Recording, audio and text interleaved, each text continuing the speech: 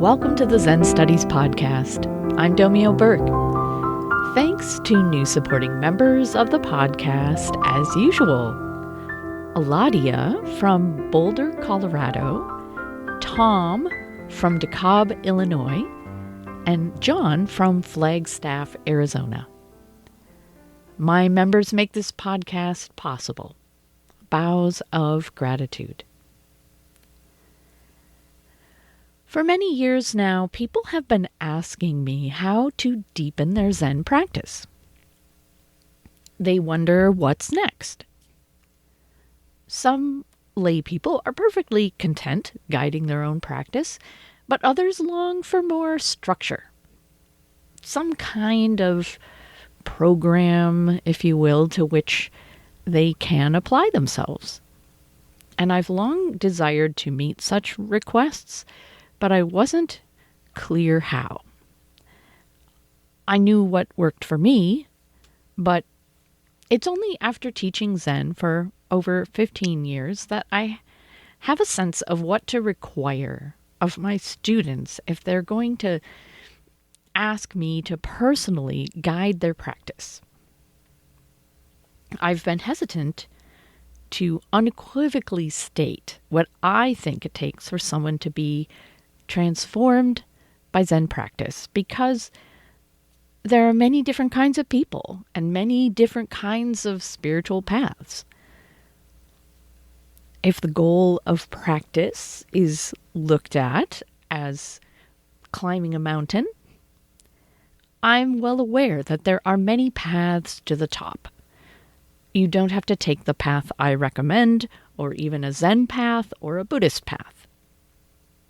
I firmly believe that all spiritual traditions that involve training and transformation are ultimately aiming at the same things: transcending self-attachment, recognizing our connection with all things, and attaining a redemptive understanding of the nature of our existence.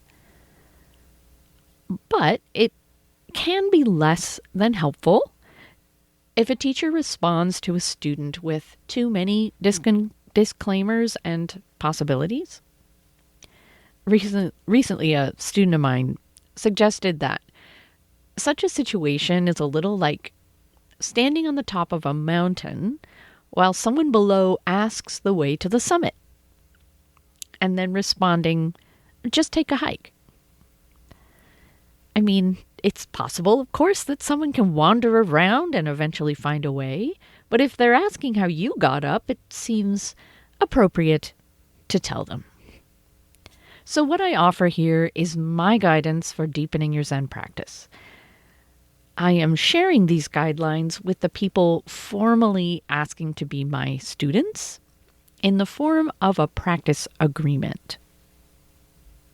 Before I get started on my guidelines in this practice agreement, I should say something about the assertion applied in them that you need a Zen teacher.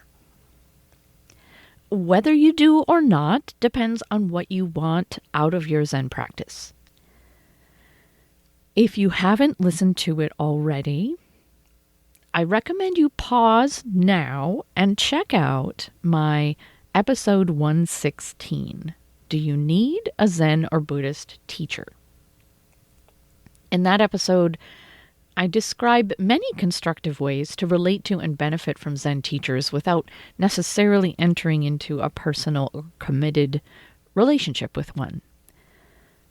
You also may be unable to find a qualified teacher with whom you resonate, who also is willing and able to accept you as a formal student, especially if you live far from the teacher and need to interact with them primarily online. An inability to find a formal Zen teacher definitely should not cause you to give up your Zen practice. Much progress can be made by following those of my guidelines that don't relate to interacting with a teacher. That said, the commitment of a formal teacher-student relationship offers three things. First, mutual accountability on your spiritual path. The teacher vows to continue their practice so that they have the capacity to guide and support, while the student vows to continue diligently and consciously on their journey, letting themselves be seen by the teacher. Second, the student vows to listen to the teacher. This doesn't mean they have to obey the teacher, but if a student doesn't want the teacher's input, there's not much point in a formal relationship. A formal commitment provides a safe container for the teacher to offer feedback or guidance that the student may not immediately understand or like. Now, this is absolutely no excuse for unethical or unkind actions on the part of the teacher, and the student always retains their full autonomy. But the student places provisional trust in the teacher in order to explore new territory and overcome blind spots or obstacles.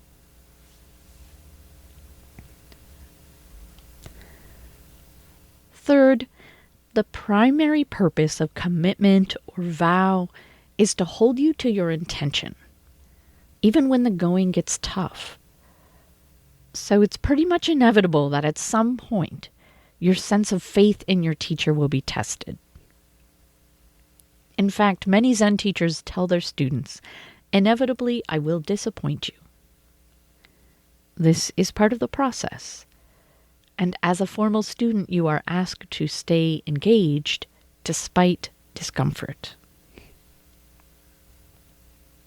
My formal practice agreement for formal students.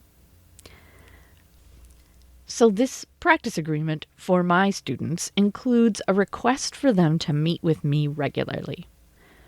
And I am definitely not suggesting that you should start meeting with me or seek to become my formal student. In fact, I only accept formal students who have practiced closely with my Sangha, Brightway Zen, for at least 3 years, and who have made other Sangha-related vows. I hope these guidelines will inspire you to meet with your own teacher if you have one, to seek a teacher if you want one, or to seek input and support from Dharma friends, or maybe just think of practice in a new way. Be aware that every Buddhist lineage and teacher is going to have somewhat different expectations for students, so don't expect a teacher to recognize or accept my guidelines as useful tools for their students. That said, let's begin. The 10 Fields of Zen. Read and become familiar with my 10 Fields of Zen, a primer for practitioners, and use the 10 fields to frame your practice.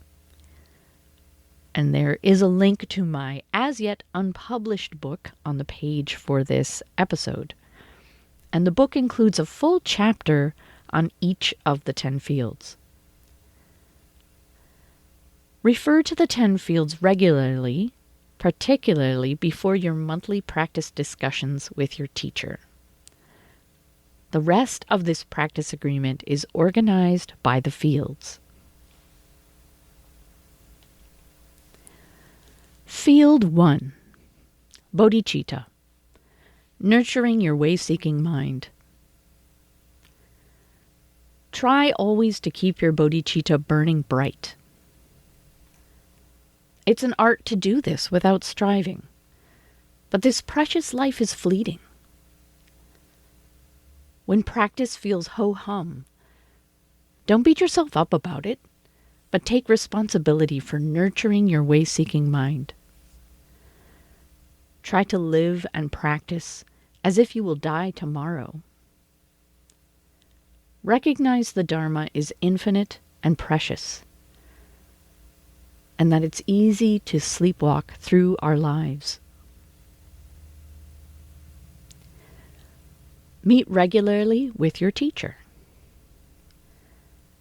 Aim to meet for a 30-minute practice discussion monthly, at least 10 times a year.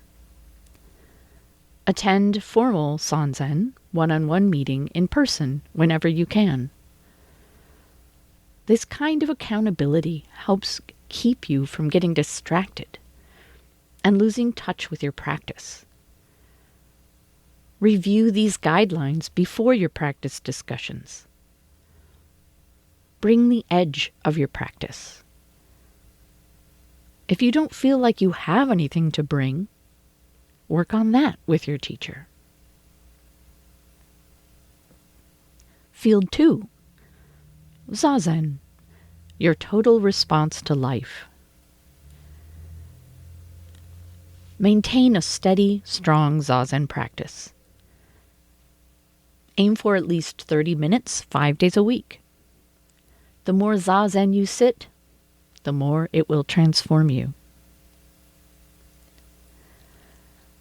Find alternatives to seated meditation only when necessary, and then be diligent about whatever practice you do.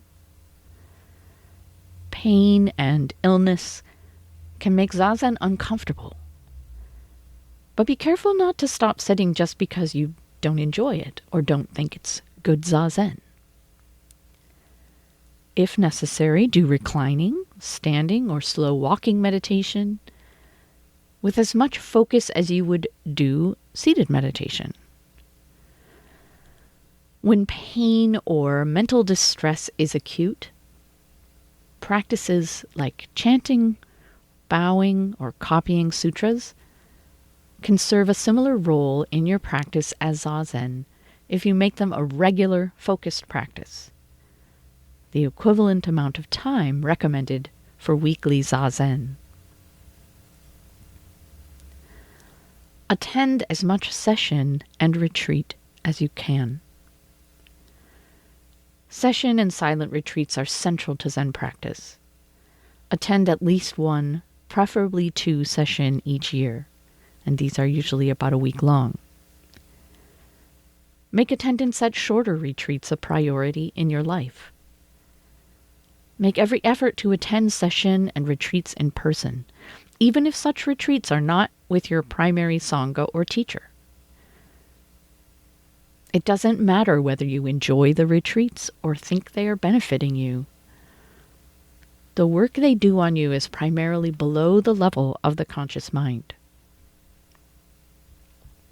Field 3. Mindfulness, choosing every moment. Practice at all times and in all places. There should never be a moment of your life when you aren't practicing, even when you're relaxing or enjoying a leisure activity. This doesn't mean you have to carry around an awkward self-consciousness. It means you make an effort to show up for and choose every moment of your life. Take care with all things. Nothing should be done carelessly or sloppily, as if it doesn't matter. See everything as part of your practice. Absolutely nothing and no one is excluded from your practice. It matters how you brush your teeth, the way you greet your spouse, and the way you respond to the greatest difficulties. Maintain visual and physical reminders of practice in your daily life. Maintain a clean home altar. Ideally, maintain a designated place for sitting, with a zabuton, a square padded mat, and your sitting supplies. Recite the 5 thoughts, or meal verse, before meals. We reflect on the effort that brought us this food. We reflect on our virtue and practice, and whether we are worthy of this offering. We regard it as essential to keep the mind free from excesses such as greed. We regard this food as good medicine to sustain our lives. For the sake of enlightenment, we now receive this food. If eating with others who might be made uncomfortable by this, pause for a few moments before eating and silently call the verse to mind. Field 4, Dharma Study, Wrestling with the Teachings. Attend to your teacher's Dharma teachings. I ask my students to listen to or read this podcast, keeping up with the regular episodes as they come out, and to attend my Dharma talks and classes. If your teacher offers these kinds of teachings, pay attention and ask questions. If a topic is something you're already familiar with, pay attention to how the Dharma is shared with others and think about how you might express it. Watch what your teacher does and emulate the way they manifest the forms of Zen. Zen teachings are not just verbal. Be diligently attentive to how your teacher cares for the practice environment, bows, rings bells, offers incense.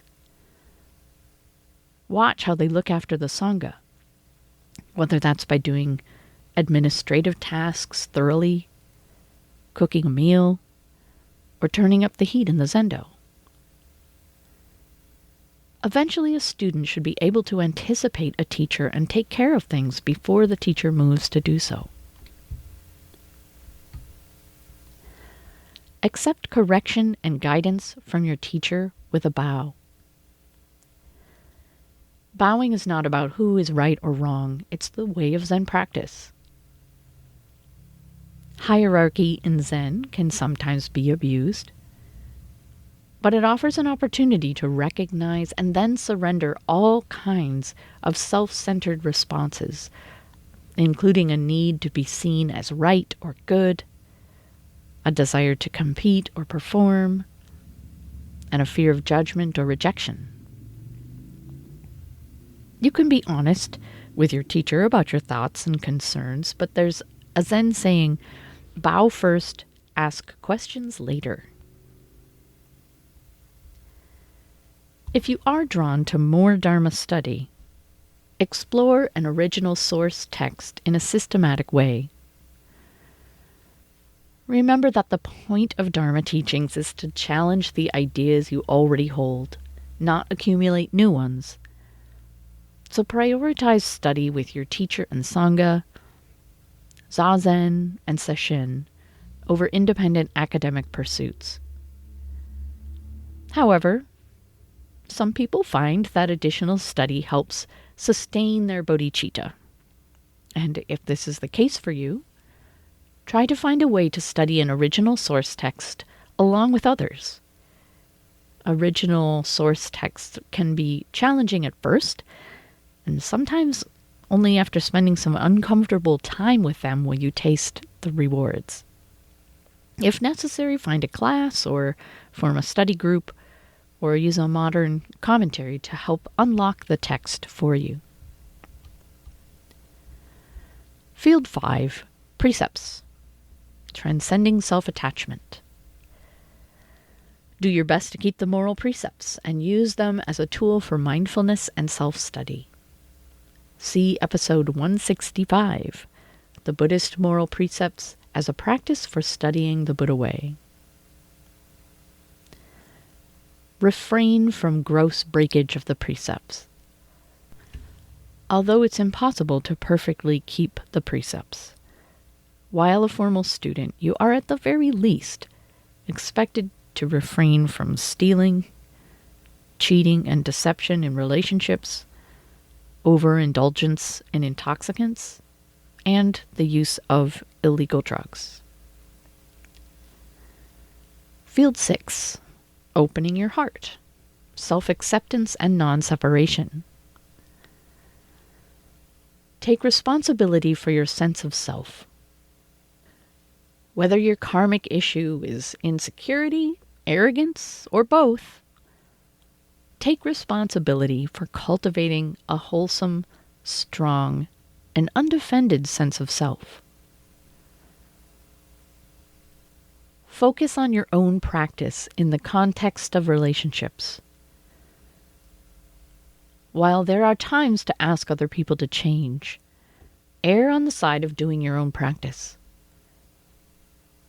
What can you change or let go of in your own body-mind that will lead to a relief of suffering and more harmonious relationships? Ask yourself whether someone's behavior is abusive or clearly unethical. If it is, address it. If it isn't, remind yourself that no one owes you anything, and no one can make you feel a certain way. This can be very challenging. Deepen your practice through real personal relationships with other people. Other people are our best testing ground for whether we have realized our own Buddha nature. Do not hide from relationships that test you. Seek them out if your life is too calm.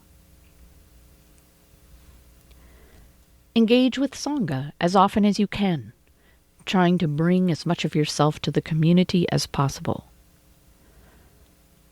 Do not reject any Sangha member, nor dwell on a narrative that you don't belong. Practicing with these social responses can lead to great liberation. Serve the Sangha generously without seeking status or public acknowledgement. When Sangha disappoints you, take responsibility. Patiently care for the Sangha instead of descending into blame and divisiveness. True Zen practice takes place within the context of Sangha. Generously share the benefits of practice with your family and friends. Don't speak to your loved ones of Zen teachings and practice unless they explicitly ask about these things. But hold the intention of becoming more kind, gentle, patient, generous, forgiving, and authentic with them. Part of your authenticity will be honoring your practice aspirations. But find creative ways to compromise so the people in your life don't feel threatened by your Zen practice. Field 7, Karma Work, taking care of your precious life. Devote yourself to lifelong karma work as an act of compassion and as a path to realization. Zen is not a self-improvement project, but it's also your responsibility as a bodhisattva to unravel as many of your karmic knots as possible in this lifetime. In addition, every karmic knot is connected to a deeper spiritual koan. As you unravel them, you will also find your zazen settling, and you will be made more open and permeable to insight. See your karmic difficulties as opportunities and study them diligently. Set about the project of self-study with patience, self-compassion, and determination. Look for your fears, attachments, judgments, and areas of reactivity. Examine inhibitions, blind spots, unhelpful habits, etc. Don't try to fix these things, just put your attention on them with curiosity until something shifts. Bring your karma work to your teacher to clarify the spiritual koans beneath your challenges. The teacher isn't a therapist, and you aren't trying to problem solve together. Instead, a karmic knot can be viewed as a symptom of an underlying issue, of attachment or fear, etc. Lasting and transformative change can happen when that underlying issue is resolved. Field 8, Awakening to your true nature. Clearly and explicitly aspire to awaken to your true nature and to reality with a capital R. Do not think you have already done this. Do not think it is beyond you. Do not think it is irrelevant to you. Do not give up or get distracted. You may not know exactly what awakening is, or what your true nature is, or why the central point of Zen is awakening to your true nature. That's fine. At first, your bodhicitta may depend on faith in your teacher or the Zen tradition, or on intuition from peak moments of your own experience. If you keep seeking and do not give up, you will glimpse the truth for yourself, and the reality of awakening will become clear. Cultivate a sense of spiritual urgency. The truth is like a massive fire. You can't grasp it, but it also doesn't help to wander away from it.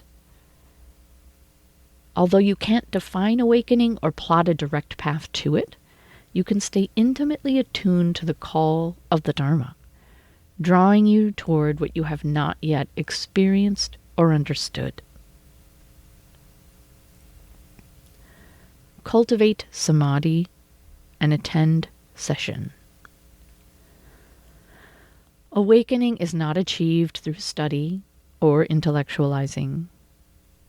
It happens only in moments of samadhi or non-dual awareness, when you experience directly with no sense of a separate self.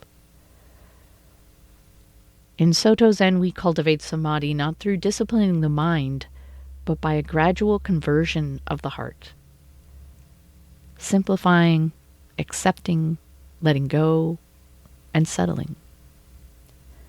All of our practice is aimed at this, but it comes to fruition through session.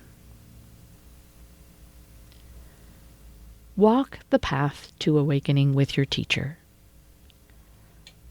In our tradition, awakening is sought with the help of a teacher. The teacher encourages you when you need it, but challenges you when you are stuck in delusion or attached to your ideas about the Dharma. It's very easy to remain lost in dualistic thinking, satisfied with intellectual understanding, or attached to remarkable experiences. The more you share with your teacher, particularly during formal sanzen and session, the more beneficial the relationship will be. Field 9, Bodhisattva Service, enacting vows to benefit all beings. Devote yourself to some kind of service to other beings. This can include Sangha service, service to family, or service in your greater community. The Bodhisattva vows are not metaphors, but must be enacted with the body. Find what is yours to do, which is at the confluence of capacity and opportunity. Let go of comparing your service to that of others or to some ideal, and do not insist that your service be pleasurable or admired by others. Cultivate a practice of bearing witness. Spend some time each day or each week opening your awareness to the suffering in the world through news or other media, volunteering or study. Recognize this as a practice, letting go of the need to make sense of things, blame, or problem solve. Never respond to suffering with the attitude, "not my problem." Work to see all beings as children.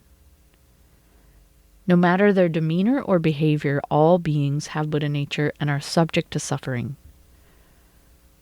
All beings will be touched by kindness and compassion, even if they don't show it. Don't suppress your emotions, but take responsibility for the state of your own heart-mind and seek to become big enough to contain the distress and unskillful actions of others like the ocean accepts water from the rivers and the sky. Field 10. Connecting with the ineffable. Aligning with what is most true. Do not be satisfied with what you think you know or what you think you have experienced.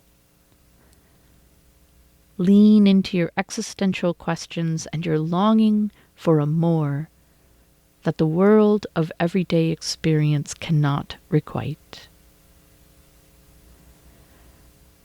Devote yourself to discovering and deepening your relationship to the ineffable.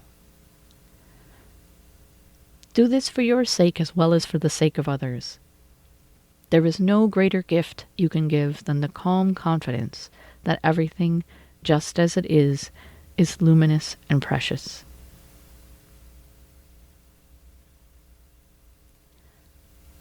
Conclusion. One of the most important benefits of spiritual practice is greater tolerance for ambiguity. We become better able to accept more than one truth at a time, even when they appear to conflict. My guidelines for deepening your Zen practice are sincere, but I also believe strongly in the merit of a Dharma rain approach to teaching and transmitting Buddhism and Zen. In the Lotus Sutra, there's a parable comparing the Dharma to rain falling on all the various plants in a forest, big trees and shrubs and herbs, and each plant takes up just the water it needs. Similarly, people encountering the Dharma always benefit from it, no matter what they choose to embrace in terms of teachings and practices. So I hope you will take what you need from my guidelines. If you disagree with them, great. Maybe they will help you clarify the path you want to take. If you wish you could follow them but feel that you can't, question that conclusion. Where there's a will, there's a way. Adaptations may need to be made because of responsibilities or illness, financial limitations, or physical location, but the spirit of the practice can be the same. And if my guidelines light the fire of your bodhicitta, I encourage you to seek a sangha, a formal teacher, and the opportunity to do lots of sesshin. And don't rule out the possibility of rearranging your life to do this, including moving to a place near a teacher or a lineage that resonates with you. You will be joining a long lineage of people who have made the Dharma a priority in their lives. So that's it for today. I will be back soon with another episode. I hope you'll tune in. Thanks for listening.